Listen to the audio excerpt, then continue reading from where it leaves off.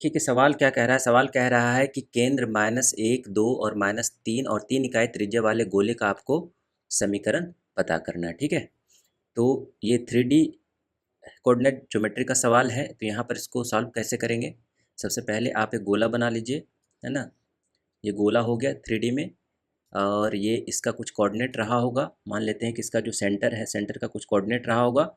मान लेते हैं A, B और C, और एक पॉइंट P मान लेते हैं, है ना, जिसका कि कोऑर्डिनेट X, Y और Z मान लेते हैं। और इन दोनों के बीच का जो डिस्टेंस होगा वो आपका रेडियस हो जाएगा। तो इसका जनरल इक्वेशन क्या होता है?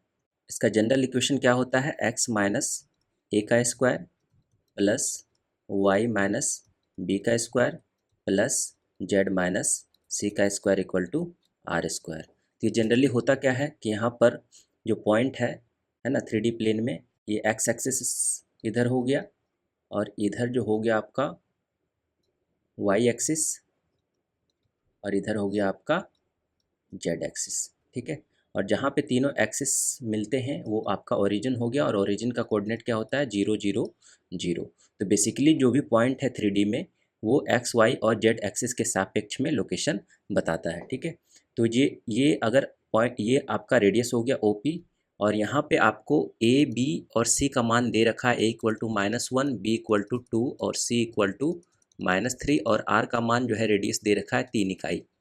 तो सारा कुछ आपको दे रखा है, बस यहाँ पर पुट करना है। तो x माइनस -1 का स्क्वायर प्लस y -2 का स्क्वायर प्लस z -3 का स्क्वायर इक्वल टू 3 स्क्वायर। अब इसको सॉल्व करेंगे और हमारा आंसर आ जाएगा। तो ये x प्लस 1 का स्क्वायर कितना बनेगा? X square plus 1 plus 2x plus y square plus 4 minus 4y plus Z+3 का square, z square plus 9 plus 6 z, और इधर आ गया आपका 9। ठीक है, तो ये x square, y square, z square इधर आ जाएगा, एक साथ रखेंगे, plus 2x minus 4y, 2x minus 4y और प्लस 6z। और यहाँ पे देखिए 1 4 1 5 और 9 14 में से 9 जाएगा, 5 इधर आके ये +5 हो जाएगा इक्वल टू 0। तो कौन सा ऑप्शन हमारा होगा? 2x minus 4y plus 6z, option number 3 हमारा करेक्ट आंसर होगा। ठीक है, अगर यही आपको सवाल कहता कि ये जो पॉइंट है, अगर इसका सेंटर 0 0 हो, तो अगर एक गोला है और गोले का सेंटर अगर कोऑर्डिनेट 0 0 है तो इसका इक्वेशन क्या होगा? और ये पॉइंट है XYZ। ठीक है, तो इसका जो रेडियस क्या हो जाएगा? डायरेक्ट फार्मूला क्या हो जाएगा? R square equal to x minus 0 का स्क्वायर प्लस वाई माइनस 0 का स्क्वायर प्लस जेड माइनस 0 का स्क्वायर। यही बनेगा x square plus y square plus z square equal to r square.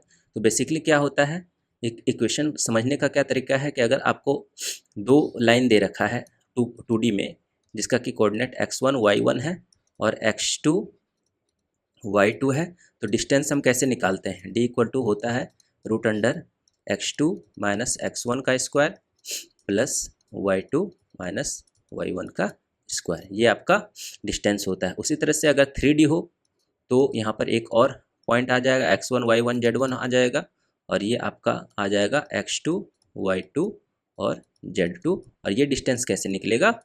√x2 minus x1 का square plus y2 minus y1 का square plus z2 minus z1 का square.